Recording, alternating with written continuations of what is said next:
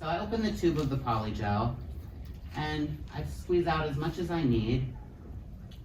And you need a spatula or some type of tool to remove it from the tube.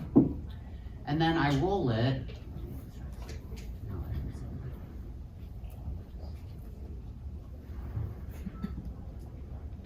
and I place it half on the nail and half on the form. So it's to help join the form together and the natural nail. And then in my dish, I have just a little bit of slip solution. I'm just gonna wet the brush and blot it off on the towel. So I would say the brush is just damp. It's never dripping with the slip solution.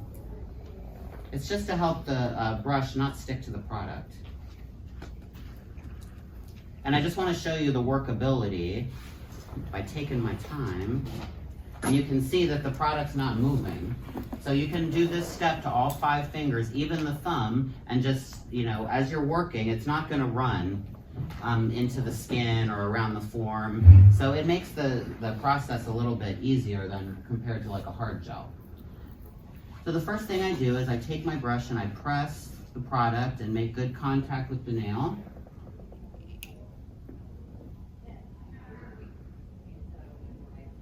So I just go and cover about half of the nail plate, start to build the arch location, and then I take the rest of the product and distribute it over the form, and I follow the lines on the form so I can make the shape that I want. You can make long nails or short nails with polygel. It's strong enough to support long nails, not like extreme 3.5 times, but long nails that your customers will ask you for. Let me know if I go out of the camera. I'm trying my best.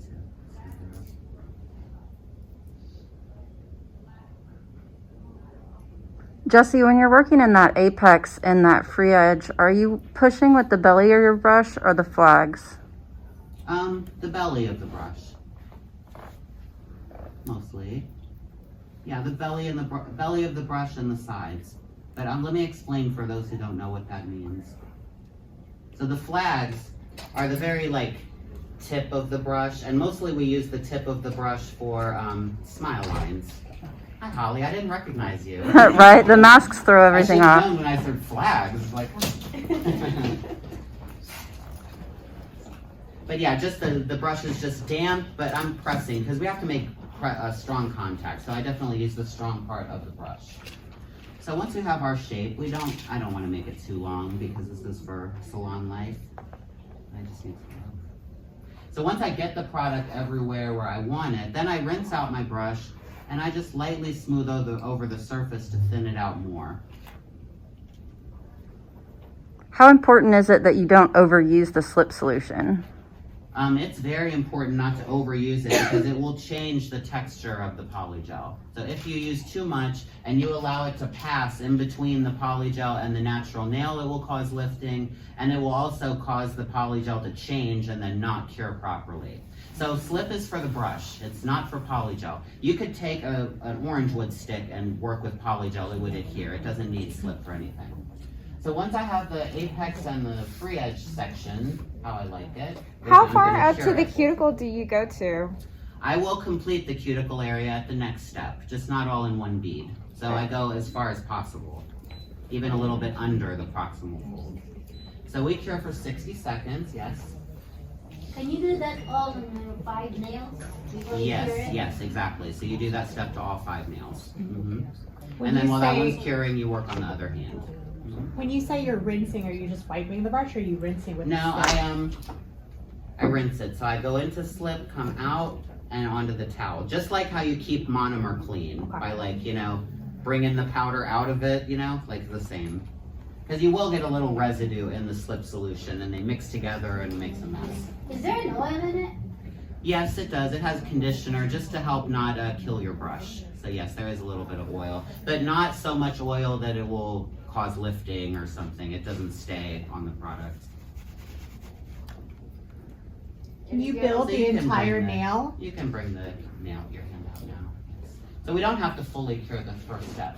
So the first step, I made the free edge and I applied the product just to here. So I do the arch and the free edge, 1 bead. And then I apply a little bit more to fill in the cuticle area and finish the structure. Is that like a personal preference? Can you build the whole thing with one bead? I recommend you don't, because if you try to make it all from one big bead, you will have to press even harder and you'll loosen your form. So I prefer to connect the form and get that done, take it off, and I don't have to worry about it anymore, and then I deal with the structure and the architecture. But if you have tiny, tiny nails, maybe I would just do it all in one, so. And if you have the gel polish lamp, can you just do it twice? And the original, Oh yes, you can do 2 30-second cures is the same, yeah. and the original gel polish light? Correct, yes. Yeah, 2 30-second cures in any of our 18G models will work. Yep. So now I just need to finish the architecture of the nail. So now I'm gonna take much less, just like to refill, basically refill size. To 5 nails, you would do that.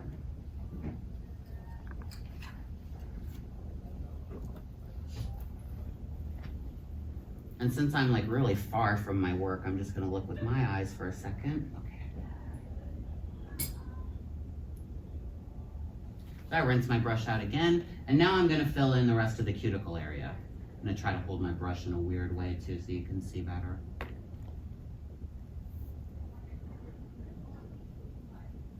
So I put my brush a little bit in front of the polygel.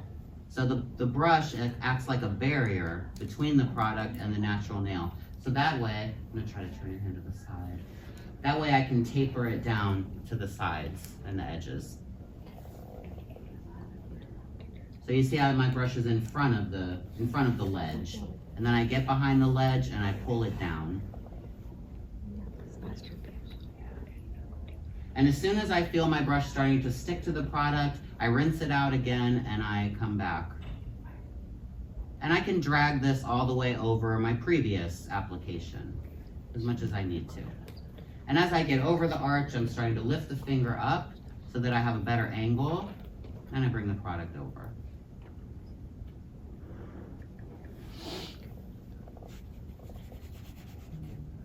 And then once I have the product where I want it, I can look and I can smooth it a little bit. Okay. So then after we have that step to 5 nails, we can go back into light, and now we have to do the full cure 60 seconds. If you're a more advanced nail tech and you like to do pinching, you can pinch with polygel, but you have to keep pinching over and over because UV cured products want to expand inside of the light. So if you're in like a competition or you want to do some very advanced techniques, you can do pinching, but the pinching has to be held inside the light throughout the curing process. So you need some clips or something to hold it there. But for the salon, and if you work really a lot with the form, you can get a tapered shape without pinching too.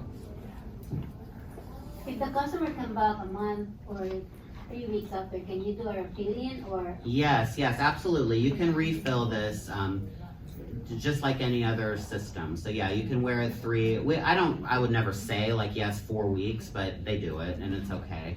So yes, the refill process would be basically the second part of that application. You know, just like it was like doing a fill. So yes, you can refill. So polygel doesn't have like a sticky layer exactly like most UV gels, but there's product there. There's a residue left over. So I'm gonna use cleanser. I don't know if you can see in the camera, but it's like kind of satin. Now watch after I cleanse it. We'll go more matte. So it's not sticky, but if you don't wipe the polygel off, it will clog your file really, really quickly.